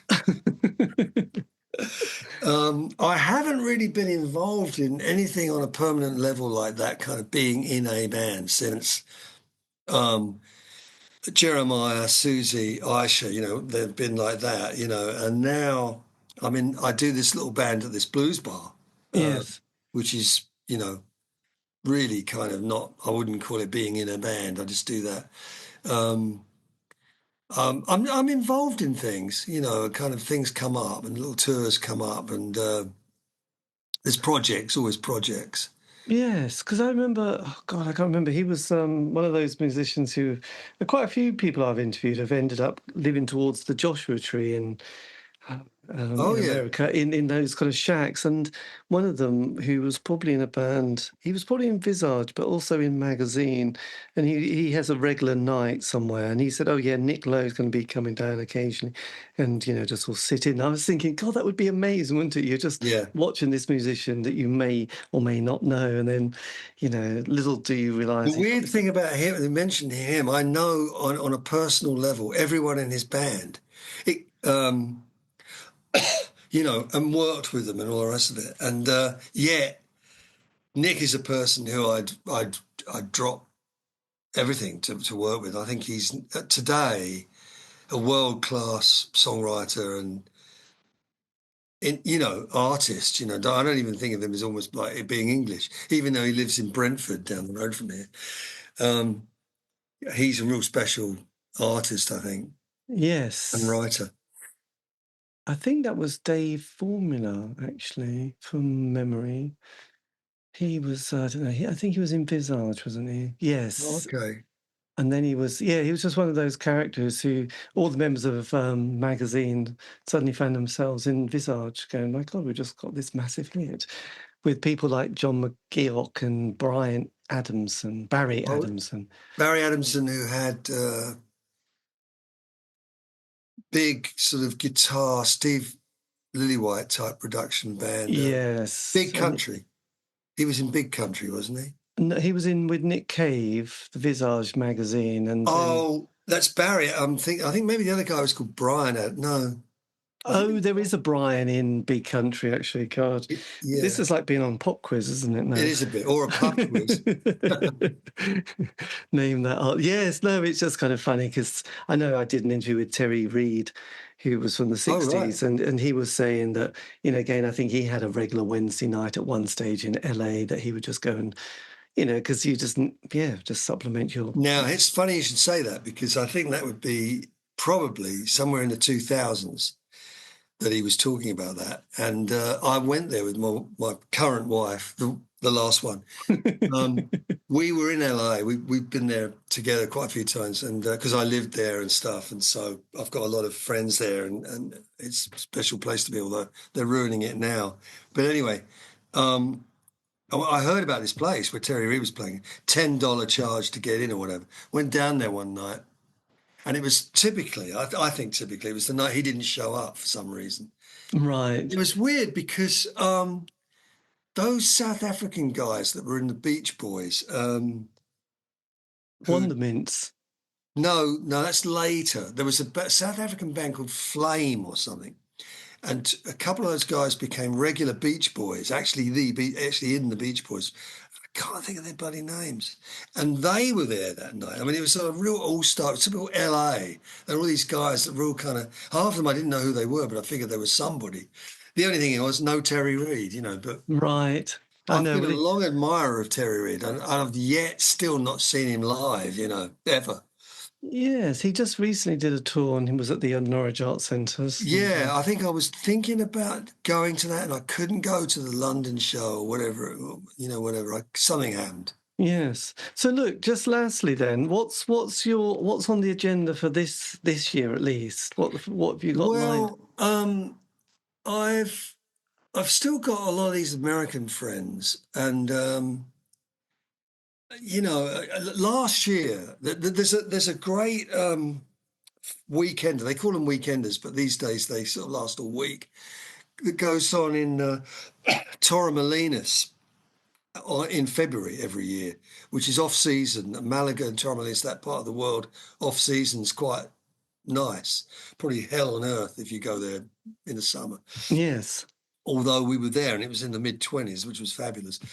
But it's a sort of rock and roll, but it's become very Americana-ish, quite country-ish. It's kind of spread its wings a little bit. Yes. And last year I played it with another guy that I've worked with quite a lot from the States called Sonny George. I've done a couple of albums with him. He came off the map. He went a little bit hermit-like, and he's come back out. He's a little bit older than me. And he's kind of strange. He's not all the way out. But anyway, we did this little tour last year and included that thing in Spain. And I've got a friend who I've worked with quite a lot who's got a studio and a little nice setup in Portugal, in the Algarve, up in the mountains. Been there a couple of times last year. This year, Lindy and I went because we had such a great time last year, and I wasn't working with anybody. I just went as a punter, and all these people I know from the States were there, and it made me feel. And they were all working in different bands, all sort of interlocking, cheating, really, making bands out of other bands. And being Yes. lifted, But I thought, this is a bit strange. I should be in a couple of these bands, I should keep more, alert or something. Available. Higher, more available, higher profile. And I'm just writing a note here, something I'll say to you in a minute. Something about it makes me feel there's a future here somewhere. I've done a bit of work in my mate's studio up there in Portugal. He's instigating sort of work and stuff. We really love it up there. I'm heading towards something new coming up, I think. I've had another little time of like not much going on, and I think something's going on. Will go on, and I'm not really quite sure what it is. These things are they happen organically. Yes. And I have learned in my old age that you can't force anything. You can't wish too hard for anything. You have to be open to things, And so something's going to happen. I'll keep you informed. Yes, well, absolutely. Which makes me think also, I really feel as if I've gabbled, but at the same time, probably it's fine because we've actually kept the decades rolling chronologically. Yeah, but what I was going to say to you is when you listen back, if there's anything, obviously, if you want to clear stuff up. Yeah, no, but it's yes, I've got lots of little exciting things to go and engage. You might want to fill some holes. I certainly don't mind. Even perhaps I'll write out something that fills the gap and say, oh, well, what happened between here and then was this. And it makes it, things like that. Can do that. Yes. But I think that's over it. That's good. That's good. But look, I better hit the bed soon. But look, thank you ever so much. This has been amazing. And one other thing I want to say is I'll send you a copy of my book. Oh, that would be amazing. Which is... we're Facebook friends, aren't we? We are Facebook friends. So direct message me your address. Okay, I'll do that. And I'll do that now. I'll whack that off to you. Yes, well, thank you ever so much. Well, this has been amazing. And I'll let you rock on now. But yeah, thanks for your time. This has been appreciated.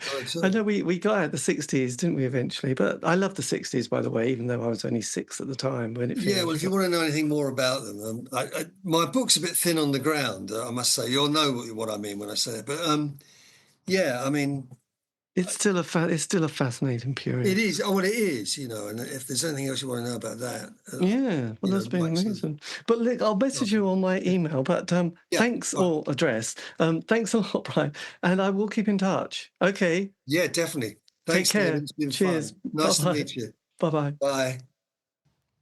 And that, dear listener, is the end of the interview. A massive thank you to Brian for giving me the time for that.